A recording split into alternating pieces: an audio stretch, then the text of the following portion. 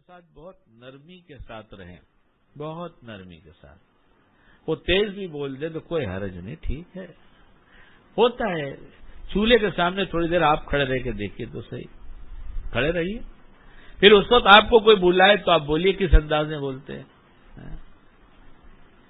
دو دو تین تین چار چار بچوں کی پرورش، ایک ابھی بڑا ہوتا نہیں، اس سے پہلے دوسرا اللہ بھیج دیتے ہیں۔ ابھی رات کو کبھی وہ اٹھتا ہے، کبھی یہ اٹھتا ہے، رات کو ان کی نیندیں خراب ہوتی ہیں، نیند کے خراب ہونے سے خشکی پیدا ہوتی ہے۔ اور آج کا تو دیندار بھی اللہ ہمیں معاف فرما دے، حقیقی دینداری عطا فرمائے، ہم کسی کو کیا کہیں کہ حکیم صاحب کو نبض دکھا کر اپنے لیے طاقت کی دوا بنواتا ہے تاکہ بیوی پر ہم غالب رہیں۔ ظالم، بیوی کے لیے کوئی نہیں بنواتا، بیوی کے لیے بنوا، نامرد ہے، ڈرتا ہے۔ مرد ہوتا تو اسے بھی اور عورت بناتا کہ تو بھی تندرست ہے۔ یہی تو ایک اکھاڑا ہے جہاں کچھ دیر تک لڑائی ہو تو اچھا ہے۔ کیا بیان کروں؟ اس لیے رات کو بچوں کے لیے اٹھتی ہیں، نیند خراب ہوتی ہے، دن میں سو نہیں سکتی، جہاں سوئی یہ جو رونا شروع کرتا ہے وہ رونا شروع ہوتا ہے۔ اور ہم اور آپ تو بڑے حاکم ہیں، ہم تو بادشاہ ہیں، جب گھر میں گھسیں گے تو پھر تو کیا، پھر تو اسے کچھ نہیں، اس کا چہرہ اترا ہے، اس کو تکلیف ہے، اس کو بیماری ہے۔ کسی دن پھوٹے منہ سے نہیں پوچھا کہ رات نیند آئی تھی، سو لی تھی؟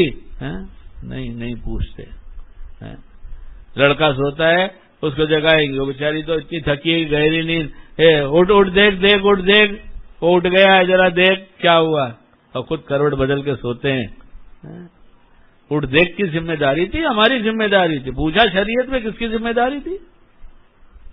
دیندار، بہت بڑے دیندار، اور سب کو دین سمجھائیں گے۔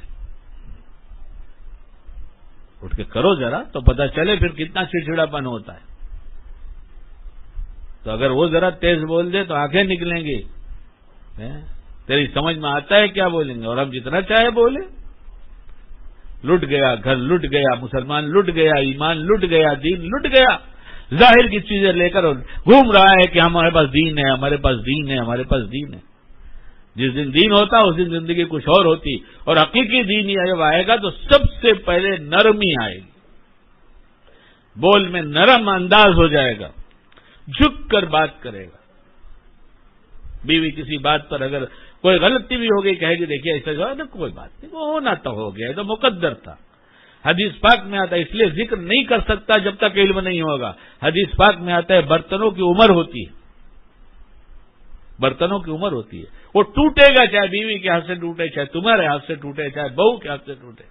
بہو کے ہاتھ سے 3 برتن گر گیا، بہو گھبرائی رہتی ہے، بیچاری نئی آئی ابھی ایک دم گھبرائی رہتی ہے، پتہ نہیں کس نگاہ سے ساس دیکھ رہی ہے، کس نگاہ سے خسر دیکھ رہا ہے، ایک دم پریشان رہتی ہے، گھبراہٹ میں اس کے ہاتھ سے چھوٹ گئی تو کیا ہوا؟